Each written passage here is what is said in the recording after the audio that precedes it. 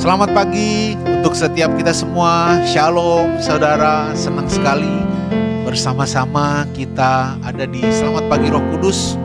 Kita sangat bersuka cita rekan-rekan bisa meluangkan waktu, dan saya percaya banget, kita di sini percaya banget bahwa semua rekan-rekan yang memuji, menyembah Tuhan dan yang mendengarkan firman-Nya dengan kata lain yang mencari dahulu kerajaan Allah dan kebenarannya, kita akan melihat bagaimana penyertaan Tuhan juga luar biasa bagi kita untuk hari ini. Dan juga mari kita berharap supaya penyertaan Tuhan itu terasa bagi kita, ada mujizat bagi setiap saudara. Mari kita persiapkan hati kita saudara, kita menyembah Tuhan. Kita mau menyatakan bahwa bersyukur Allah itu mengenal kita.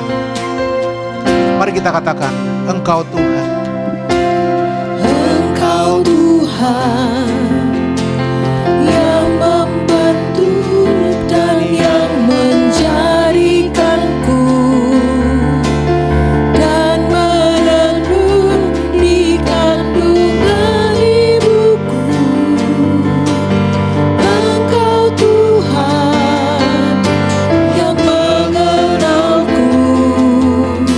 Kau adalah Allah yang merancangkan bagi kami masa depan. Kau rancangkan masa depan yang penuh kebaikan, bukanlah rancangan kecelakaan. Masa depan penuh harapan. Mari kita saudara angkat tangan, kita katakan, Kasih-Mulah yang memulihkanku ketika ku jatuh. Kau mengangkatku, kebaikanmu yang tak pernah meninggalkanku.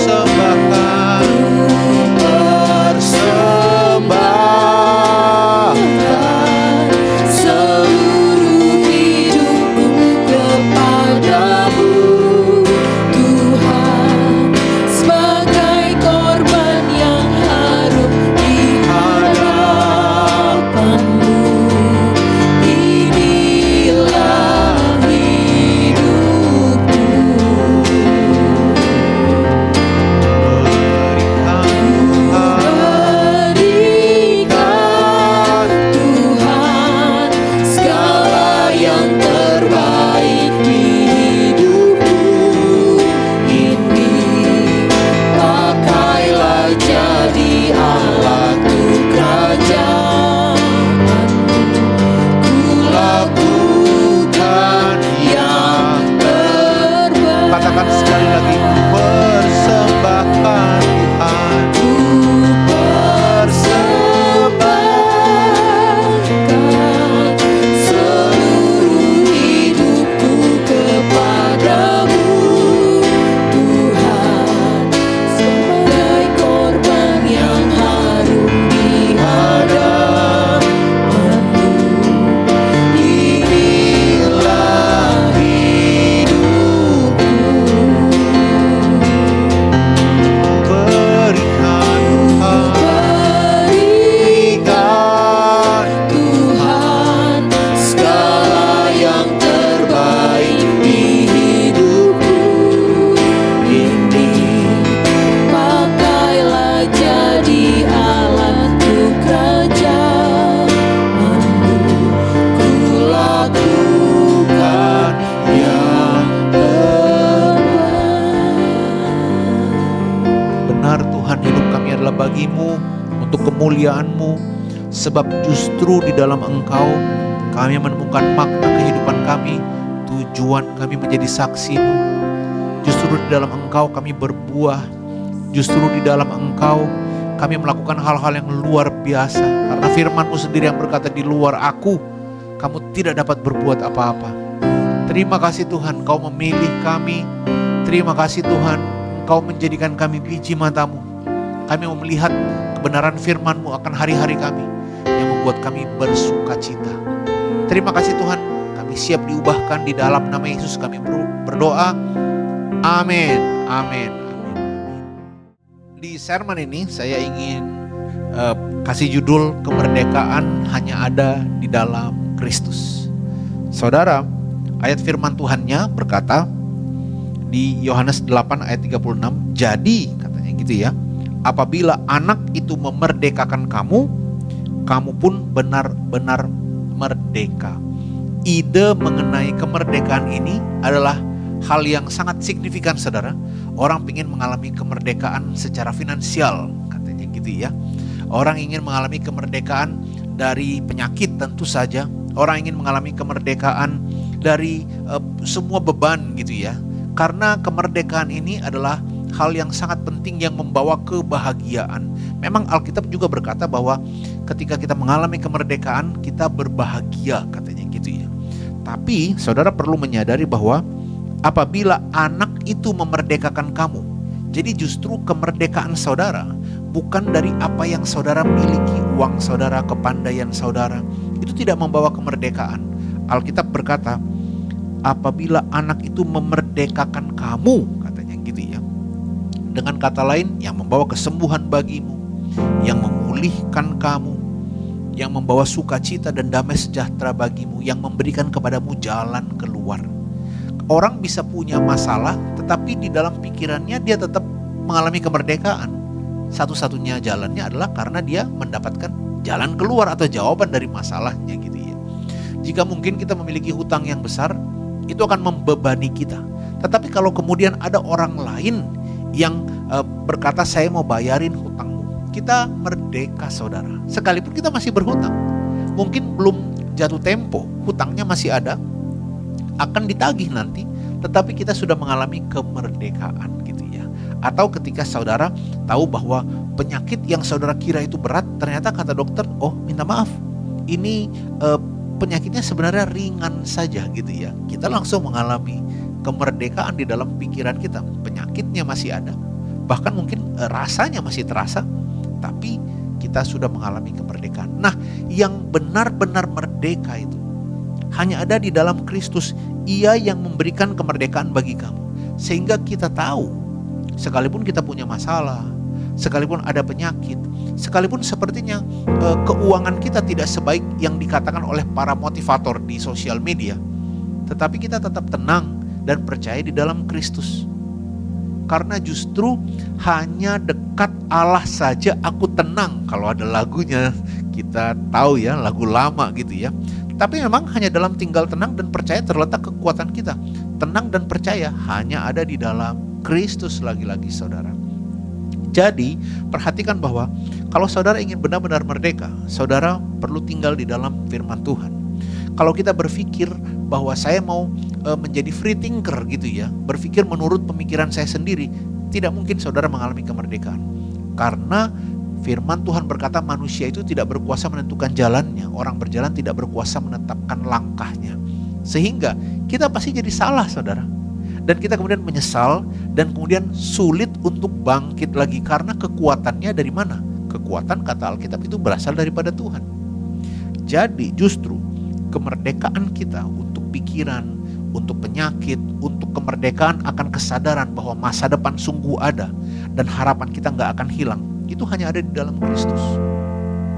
Nah, untuk kemerdekaan ini saya bagi menjadi 4 hal yang saudara bisa pelajari. Saya kasih gampang, namanya free gitu ya. FREE. F-nya yang pertama itu adalah filter, atau saudara perlu menyaring apa yang saudara kerjakan, apa yang saudara pikirkan supaya sesuai dengan firman Tuhan. Baik itu saudara di tempat yang kelihatan maupun di tempat yang tidak kelihatan.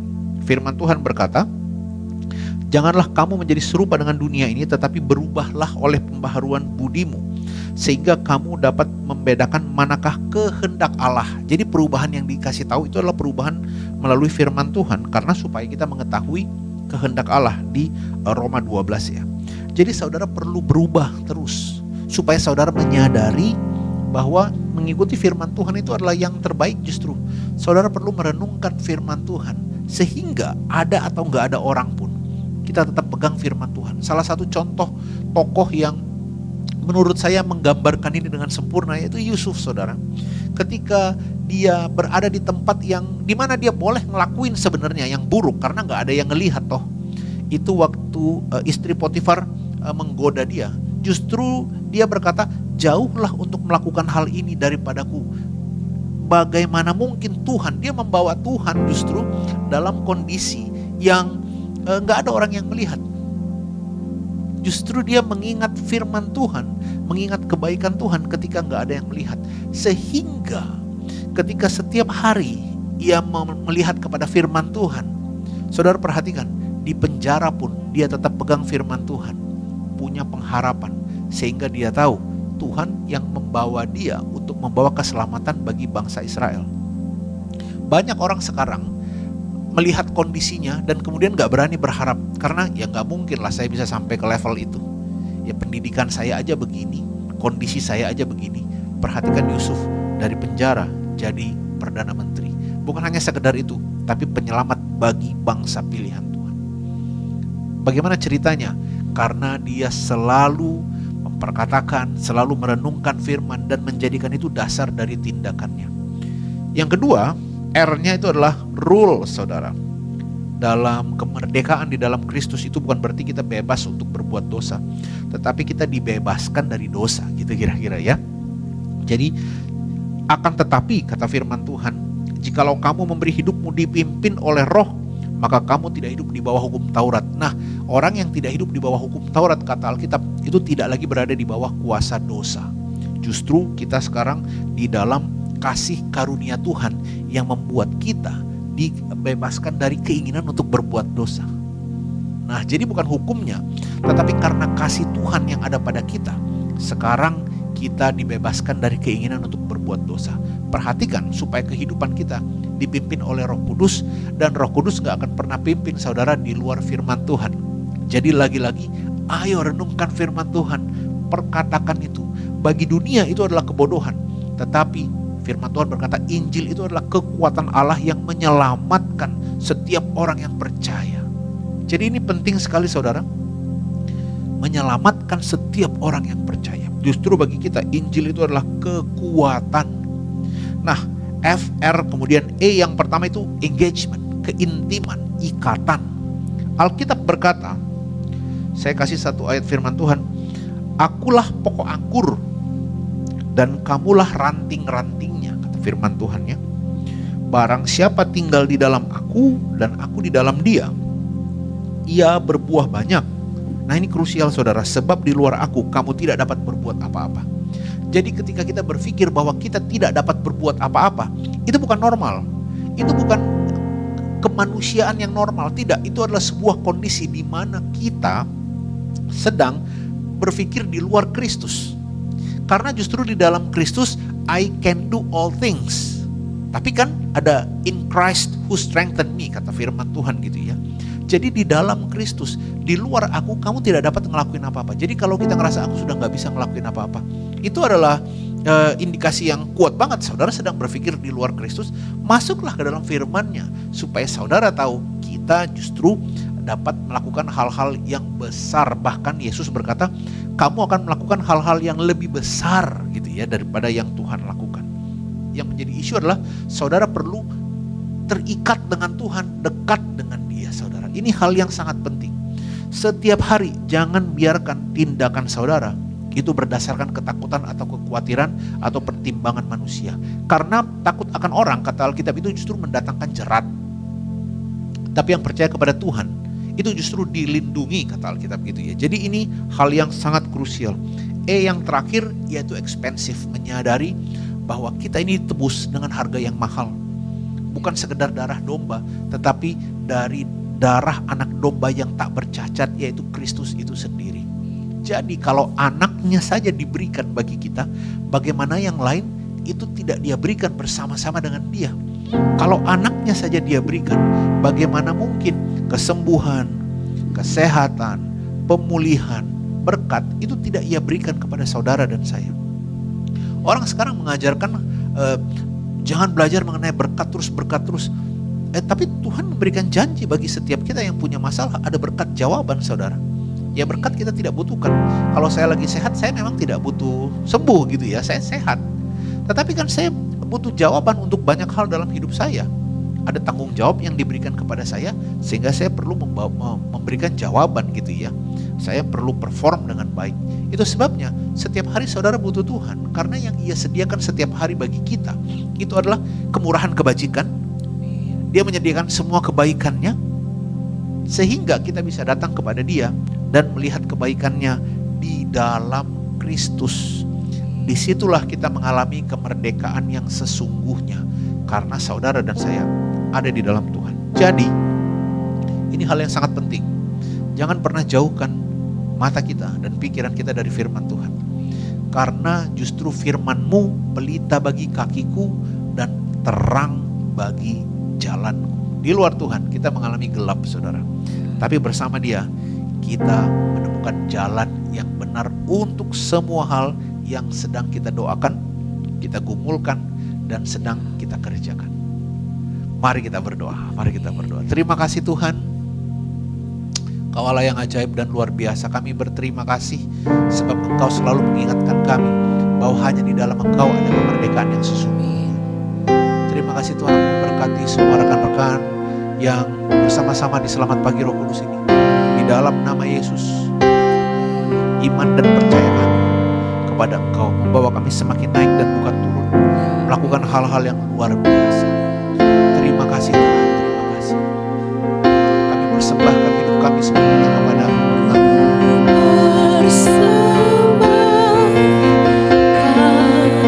Seluruh hidupku kepadamu, Tuhan, sebagai korban yang harum di hadapan-Mu. Inilah hidupku.